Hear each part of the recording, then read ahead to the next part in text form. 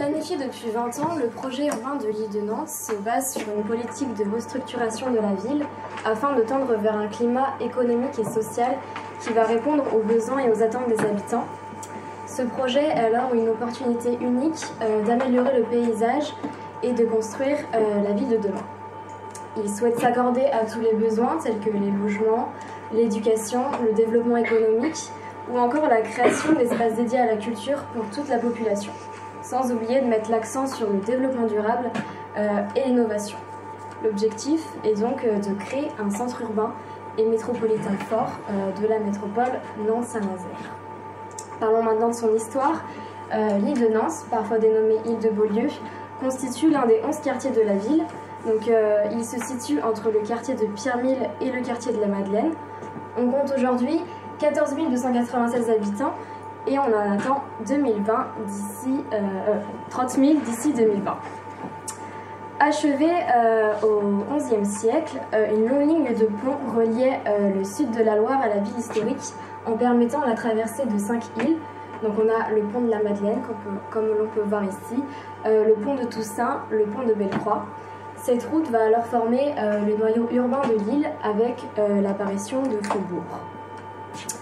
À la fin des années 70, les prairies qui sont situées à l'est de l'île vont avoir une opération de réaménagement qui va symboliser le passage de la ville à l'économie tertiaire. Des logements, des bureaux et des centres commerciaux vont alors être créés pour accueillir entre autres les services de l'État décentralisé. Depuis 2020, l'île de Nantes a alors un grand projet de réaménagement et qui vont répondre aux défis de la densification et de la reconversion. Et on va avoir 4 pôles majeurs qui sont l'île de Beaulieu, Beaulieu-Mongin, République et Sainte-Anne. Donc, la SAMOA, c'est la société publique locale qui est chargée de piloter le projet de l'île de Nantes. Donc c'est elle qui sera chargée d'établir les études préopérationnelles, aussi de communiquer autour des projets et d'aménager tous les espaces publics. Je vais vous donner quelques chiffres clés pour vous en dire plus sur les objectifs. Donc d'ici 2037, sur les 335 hectares que constitue l'île de Nantes, l'objectif c'est que 150 hectares de cet espace soient destinés aux espaces publics et 1,5 million de mètres carrés à des opérations immobilières telles que des logements, des bureaux ou encore des équipements comme le CHU. Donc auparavant, le quartier de l'île de Nantes était le cœur économique de la métropole avec les chantiers navals. Et donc le quartier de la création pour objectif d'ici 2020 de le redevenir avec notamment le CHU et les écoles d'art. C'est un pôle d'art et de culture qui développe les industries créatives comme les machines de lit notamment. Ce quartier de la création, il est esthétiquement très hétéroclite. Ceci s'explique parce que de nombreux promoteurs et architectes projettent des projets indépendants. Voilà, donc les bâtiments sont assez originaux comme l'immeuble Magny par exemple ou la Fabrique.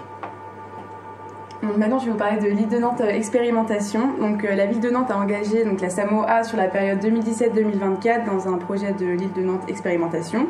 Donc, en fait, c'est un projet qui vise à créer la ville de demain avec des travaux de recherche et développement collectif et collaboratif. Donc, voilà, donc il y a déjà plusieurs projets qui sont mis en œuvre sur Nantes. Donc on a notamment, comme on peut le voir sur les images, l'éclairage connecté au niveau de la rue Noubrat de Fer. Donc en fait c'est des lampadaires connectés qui intensifient ou baissent leur luminosité en fonction du trafic de voitures ou s'il y a un passage d'un piéton. Ou encore la voie photovoltaïque du quai d'Oumergue. Donc dans l'île de Nantes expérimentation, on retrouvera 4 programmes maxi innovants. Donc Faites le quartier de 2017 à 2021, Faites le parc de 2019 à 2024, Rue Connectée de 2017 à 2020 et les tiers-lieux créatifs de 2017 à 2020. Donc en premier, je vais vous parler de Faites le quartier de 2017 à 2021. Donc en fait, c'est un projet collaboratif qui vise à allier les usagers des quartiers et les habitants avec les professionnels pour créer ensemble leur futur cadre de vie.